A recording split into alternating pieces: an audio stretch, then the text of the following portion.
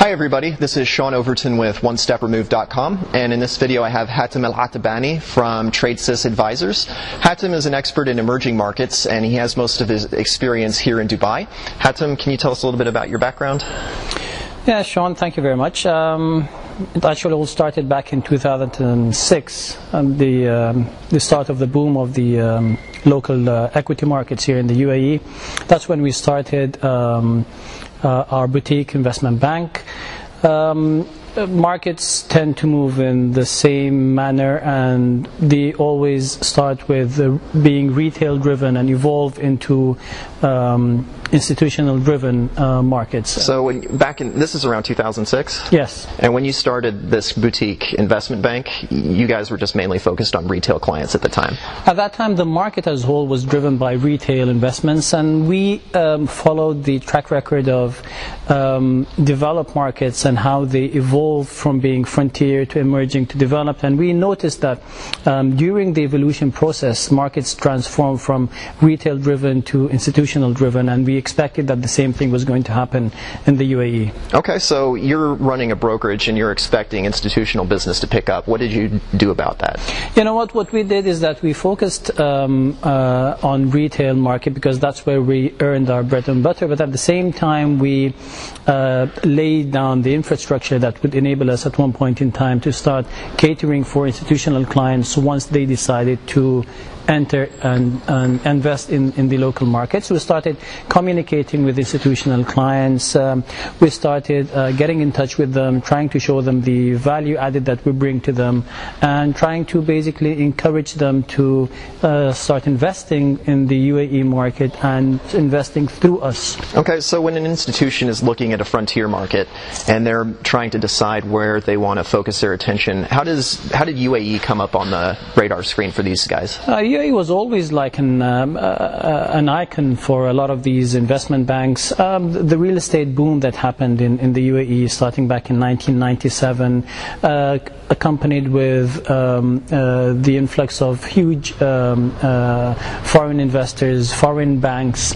It was only a matter of time before the stock market started catching up with all these investments and all this appreciation that happened in the prices of the real estate. The next thing was the equities. The equities were definitely lagging behind. Everybody had the UAE on their radar screen. All investment banks had the UAE on the radar screen. They were just waiting for the right time. So basically they needed to see the market move and then they try to hop on? They needed definitely to see the market move. They needed to see certain levels of volumes being hit before they decide coming in. And this was all going to happen by the retail investors, local retail investors and local institutions. This was a must that foreign institutions would always want to see a certain level of volume being hit before they decide to come in, because they don't want to come in, invest in a certain market and then be trapped, not be able to sell their shares and come out. Because they're too big for the market? Because they're too big. They want to see the volumes being up to a certain level, a certain level that would make them comfortable to say that, okay, when I invest and I get my profit, it's easy for me to sell the shares and come out. Right. Okay, so when these institutions start getting interested in a frontier market, what's their process for going and investigating and finding out, okay, what companies or what shares are we going to buy in the UAE? You know, the first thing is, of course, the economic performance, financial performance of the company, but most important is the level of liquidity. How many shares is this company, how many shares of this company is being traded on a daily basis in the stock market?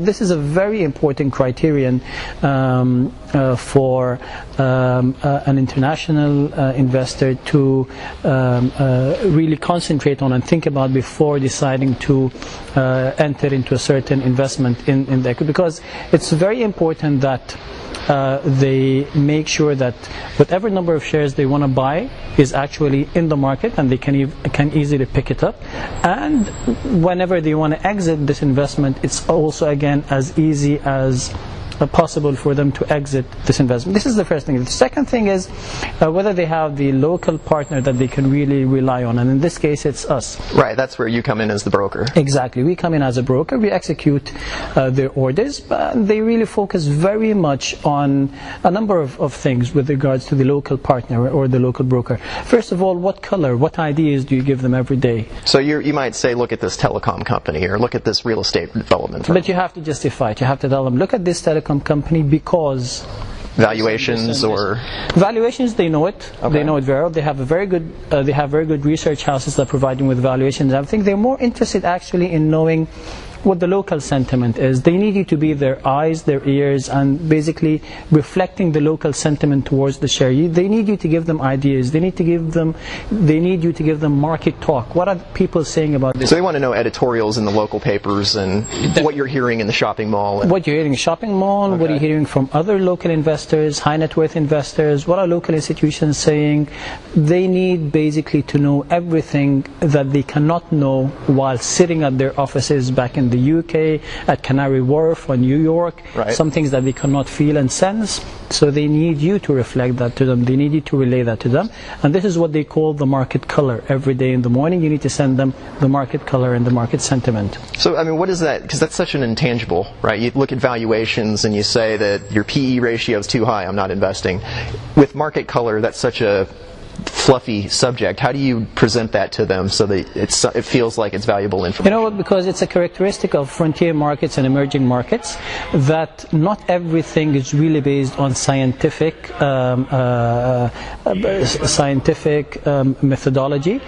Prices can move quite contrary to what the PE tells you or what the valuation tells you, and because it's a sentiment driven market, so color, ideas, thoughts, rumors, all this is a very important part of the decision making process, and that's why investment banks combine both together, combine the scientific approach, valuations, PEs and all this stuff with what you provide them here from the other non-tangible issues. Okay, and you mentioned the fear of these big banks, like you were instrumental in bringing Deutsche Bank and Goldman Sachs and these type institutions into the UAE market.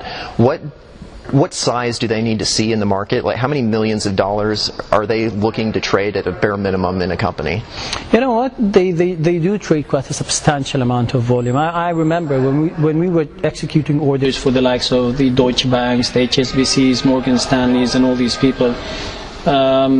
We used to have orders in the size of tens of millions of US dollars on a daily basis. So they wanted to be quite comfortable that the market volume overall would actually accommodate these orders, would actually be sufficient for them. Because at that time I remember very well that the Dubai financial market, for instance, used to see volumes of around 3 to 4 billion dirhams a day. Okay. And so in US dollar terms, that's about $1 billion? It was around $1 billion. We saw a maximum volume, I remember very well, that was in the peak, just before the global financial crisis. It almost reached $2 billion a day. Okay. And leading up to this, the equity markets had been relatively hot before these institutions hopped in. On just a general basis, what do you think the opportunities are for smaller funds or even large private individuals front-running these institutions into the frontier markets? This happened. I'll give an example about the type of returns that these foreign institutions used to realize during the peak of the movement in the UAE markets, for instance. You would very normally see a share being offered during the IPO for 1 dirham, which is around 30 US cents. 5-6 months down the line, this share would easily be trading at 6 and 7 dirhams, which is around $2.5. Right. So these are returns, and actually the investment houses that I've just been mentioning have actually realized these type of profits with us. They would buy it during the IPO or just after the IPO straight away for 1.5 dirhams, around 50 cents, and they'll stick to their positions 5-6 months, 1 year maximum, and sell it at a 300% profit. So no matter what the front running was, there was still a huge, tremendous opportunity to realize profits that was actually very hard to equal anywhere else in the world. And this is the characteristic of frontier markets. They tend to pose a very good opportunity, yet being risky in nature, with relatively low levels of transparency, not very high level of corporate governance, but that's why they're called frontier markets. Sure. So with the process, we talked about you have the retail traders, they're the ones mainly driving the volume in the market, and then suddenly the institutions come in. Is there anybody mid-tier that's filling in that gap between the hot money and the locals? Local institutions. Okay. Local institutions play that very important role of a buffer, actually, because, again, foreign institutions would tend not to mess around in a market only driven by retail. Okay. Retailers are very much hard to predict. They're very moody. Yes. And in order to buy a share, you need to know that your counterparty, or there is a counterparty at one point in time that's going to buy it from you. Right. And you cannot really rely on retailers to do that. It is true that they move in according to the herd mentality, but again, foreign institutions would want to know that there is a sufficient amount of retailers in the market, but again, there's also a sufficient amount of local institutions that are going to pick up the share at one point in time. Okay, and we talked about hot money, and this led to a crash. So based on your experience living the crash here in the UAE, did you have any sense of when the market's too hot, when there's just too much money coming in for what these companies are doing? Definitely dealing with this volume of foreign institutions gave us some sort of a feeling, because at the beginning of 2007, I would comfortably say that 95% of the orders that we were receiving from these foreign institutions were buy orders. Okay. And these were buying huge amounts of shares and very large volumes in blue chips. Okay. And a year and a half, a couple of years later, nothing. These shares were offloaded. So 95% of the orders were now sell orders. Okay. So you'd realize the pattern. I mean, something was not sounding very okay. Right. And for us, this triggered that the sentiment was definitely changing. This coincided with, of course, the global financial crisis, and everybody was talking at that time if frontier markets are immune to what's happening in the international arena and the international markets, and you reach a conclusion which is no market is immune. Developed markets tend to move, especially if the movement is so radical, so large, like what happened during the financial crisis, and we get affected in frontier markets and emerging markets. This being said, the potential still lies here in emerging markets. Last year, Dubai, UAE in general, and Qatar were upgraded from frontier markets to emerging markets. Okay. And they are listed in the Morgan Stanley Emerging Market Index. Why is that a big deal? This is a huge deal because a lot of funds that are following the Morgan Stanley Emerging Market Index are very much tempted to invest in all the indices, the individual indices that are listed in the Morgan Stanley Emerging Market Index. So literally you made the list and, okay, we'll put everybody in the list? That's it. Okay, it's really that simple. It is that simple because they follow the Morgan Stanley Emerging Market Index, and next in the morning they wake up and they see UAE is there, and this basically triggers a lot of interest, and a lot of people start looking at the UAE, looking at the Dubai Stock Exchange, at the Abu Dhabi Stock Exchange, and they start looking at the companies that are listed there. Basically, it is, I would like to say that it's an ISO.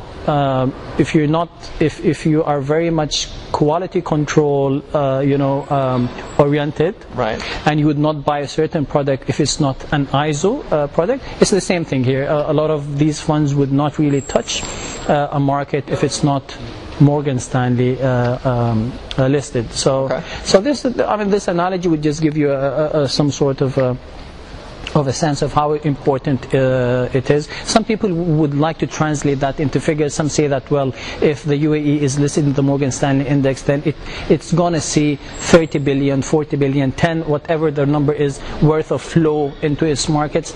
For me, that's really not as important as knowing the concept in general. Why is it important? Okay, yeah, the exact amount of money isn't going to make or break it. Exactly. The interesting thing also is with the methodology that these international institutions follow when they like to place orders in the local markets. You know, it's very interesting how they give you an order to buy $40 million worth of a certain share. Yeah, I mean, that's a huge order in any market, but especially an emerging market at the time. How do you go about executing that order and not just getting slipped to the moon? You know what? They have a variety of strategies that they follow. And when they communicate with their local agent, with their broker, they just simply give them very clear instructions that, okay, I want to buy $40 million worth of a certain share. However, buy this quantity OTD, over the day. Okay. So you basically divide this amount throughout your working hours, and then you go down into like actually trading it every 5 minutes in order to equally allocate the order amongst the working hours of the day. So every 60 seconds you might just take a little market order? 60 seconds is too small, but maybe every 3-4 minutes. Every 3-4 minutes you'll go in, you'll buy an amount. Okay. And then the next 3-4 minutes you'll buy the same amount. And so on and so forth until the end of the trading session. Okay. So this means that you have just actually distributed the whole order over the day.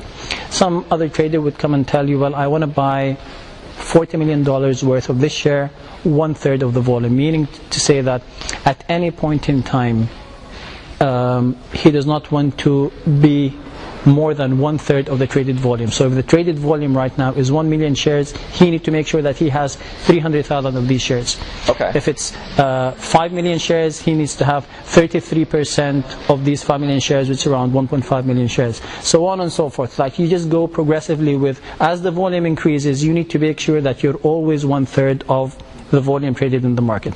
Some other traders would be very aggressive and they just simply tell you, I want to buy 10 million shares right now. Okay. So right now means basically you need to step in, take it at the market price, whatever the price is. Okay.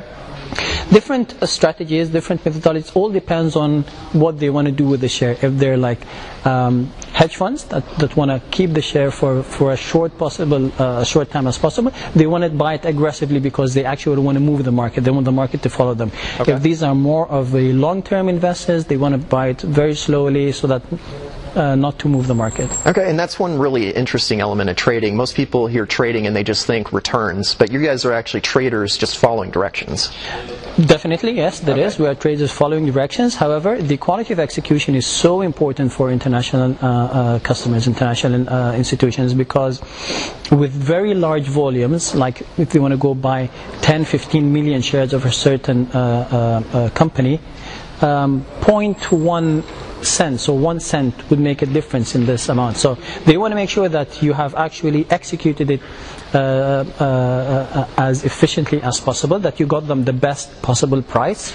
And that's why the quality of execution, the quality of reporting, at the person sitting at the prop trading desk back in Canary Wharf or New York wants to communicate with you to the second every second. So he wants to send you a question right now saying how many shares did you buy and what is the average price. You need to be ready to give him the information at the exact time with the shortest possible time lag. But you guys are just doing this over Bloomberg chat? Over Bloomberg chat mainly, yeah. Okay, because I think you say that and you have the impression that it's like real-time numbers updating on the screen, but it's really you're long 5 million shares at this price. And you're long 5 million shares at this price, and the price has to be to the third decimal point. Okay. Third decimal point in terms of the average price. What happens if the trader picks up the phone, calls you, and then you kind of dawdle for 5 minutes before you start trading? Then he is extremely upset and make sure that you're going to be punished either by cancelling the whole,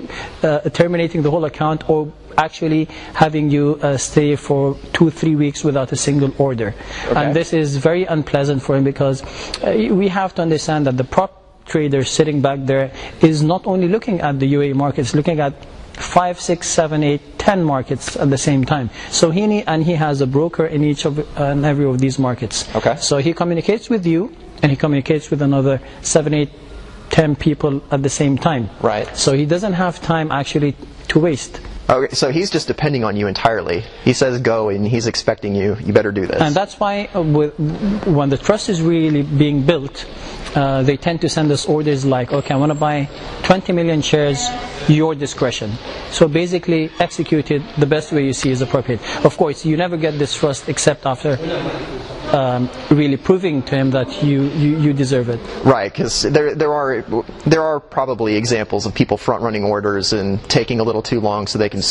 And that's what they really have the capability to point out. They know very well when they give you an order. They know very well whether you have front-run to take your shares, for instance, before them, and this is very annoying for them. So this is how you build the trust. This is how you actually get them to think of you as the first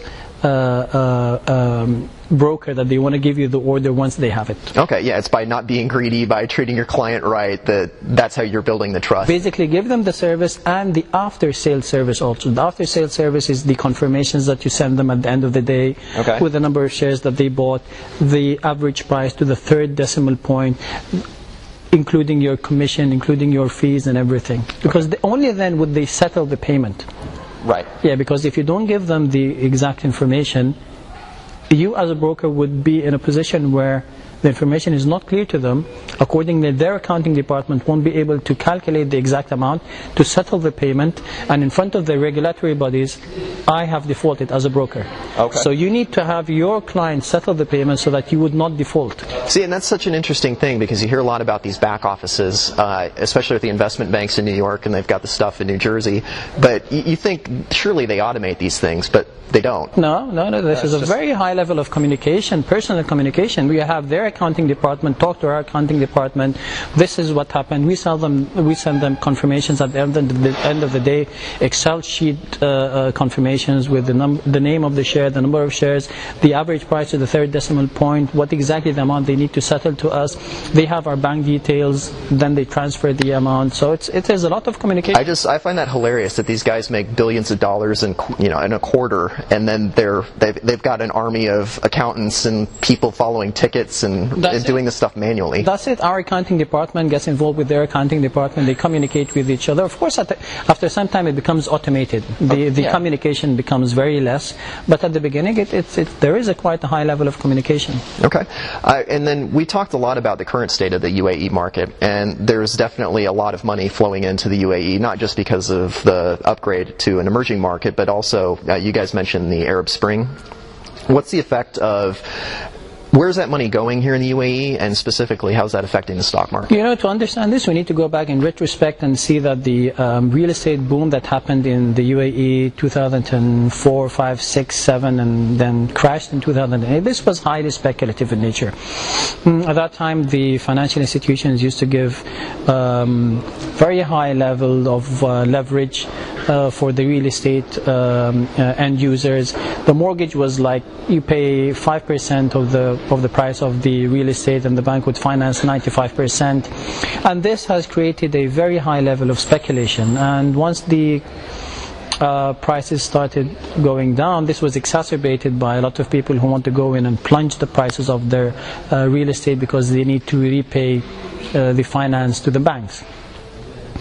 The Arab Spring has definitely been a blessing in disguise. A lot of real money has been coming to the UAE ever since the Arab Spring started. Are these cash buyers? These are cash buyers. Okay. No, this is a very high level of very high quantity of cash has been injected into the UAE lately, and predominantly most of it has been going into real estate. That's why today in Dubai we are finding prices going back to where they were in 2008, and in some cases prices exceeding the 2008 peak. The mortgage terms are definitely a lot rigorous. The government is being very prudent. The central bank is exercising more control. So I would like to think of the current movement as a continuation of the trend. What has happened was a sharp correction, but now the trend is continuing on more profound basis. It is more prudent, as I mentioned, and I cannot sense any signs of it being a bubble like it was back in 2008. Okay. And we talked a little bit about algorithmic trading in frontier markets and emerging markets. Did any of that happen in 2006, 2007? No, that was all the trading that took place at that time. If international institutions trading was all manual trading. Again, that's why they tend to pick and choose the local broker as being as accurate as possible in terms of executing the order. Very high level of calibers that needed to be there in order to properly execute the orders, and because most of it was manual. Okay. And then for these institutions, are there opportunities like how common is VWAP as an execution order for brokers? Very common. They would always look at the price you give them as compared to the VWAP. Okay. This is a very important yardstick, and it's a benchmark for them. They'll tolerate it if your price is a couple of points away, a couple of basis points away from VWAP. Okay. But other than that, they would definitely know that your trader hasn't been doing a good job. So for us, no matter what the order type was, whether it's over the day, 1/3 of the volume, whatever, we really needed to focus very much on how far away the price we were giving them, or how close was it to VWAP. Okay. Do you think there are trading opportunities for retail traders looking at VWAP in these big blue chip institutions and trying to buy when you see the price under VWAP for the day? For retailers, they don't really follow such sophisticated methodologies. The retailer is usually somebody who wants to go in, buy bitcoins. Exactly. So, but that's why, because as I mentioned previously, with very large volumes, at one point in time we had an order to sell in one day. We had an order to sell a certain share worth of 500 million dirhams. Okay. And the investor wanted to exit that share in one day. So if you can imagine, at that time the price of the share was around 6, so this was around almost 100 million shares. Okay, it's an enormous order. So if you imagine like 1 or 2 basis points in price, makes a huge difference when you're trading 100 million shares. For retailers, it doesn't make that big of a difference. Right. Yeah. So and then in the current state of the market with algorithmic trading, is there any of that going on in the local market that you know of? No, because until now I think that the level of volumes that we're seeing and the level of liquidity does not really allow very much algorithmic trading. It's still manual trading. Okay. Very sophisticated though. I would like to think that traders that we have here are very intelligent, because they're working against a number of odds. Liquidity, volume is low, relatively low, and then very high requirements from the institutional side. So I mean, it's manual, but it's a high level of manual trading, like in terms of caliber. Okay, so and you talked a lot about the growth in the real estate market here. How's that affecting stocks, local stocks? The UAE market has been one of the best performers in 2013, up 74% in the index in general. Some shares have gone 200, 300% this year on its own, and the potential is still there. With Expo 2020 now being organized in Dubai and the amount of foreign capital that's expected to be injected, I think there is a huge amount of economic activity that's going to take place within the next 5-6 years.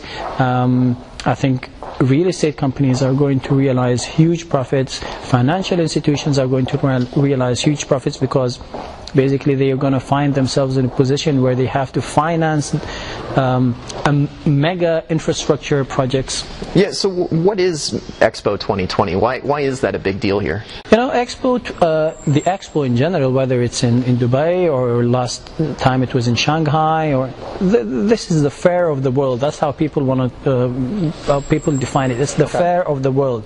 It attracts tens and tens of millions of tourists, tens and tens of millions of businessmen, traders, to the to the event which is going to take place in Dubai. This means that Dubai's infrastructure, which is already very developed, needs to be even more developed, needs to be expanded in order to accommodate the large influx of people who are expected to come. And infrastructure, once you inject investment into the infrastructure sector, 5 or 6, 7 other sectors get. Yeah, they feed off it. Exactly, the feel of it. Tourism, hotel industry, the flight, the aviation industry, the financial industry, transportation, everything. So Expo 2020 is expected to attract around 35 million visitors during the 6-month period. Okay. Which is going to, the Expo is for 6 months, and the rough estimate is that these 35 million are going to bring with them around 40 to 50 billion dirhams, only in form of tourism, let alone the commercial deals, the trade activity that's going to take place. So it's a huge event. It's a huge event that's going to revitalize the economy. It's going to really activate the economy very much. Great. Hatem, I think we're running out of time. Thank you very much. If you'd like to visit Hatem, you can find him at www.tradesysfunds.com. And my name is Sean Overton. Thank you for listening.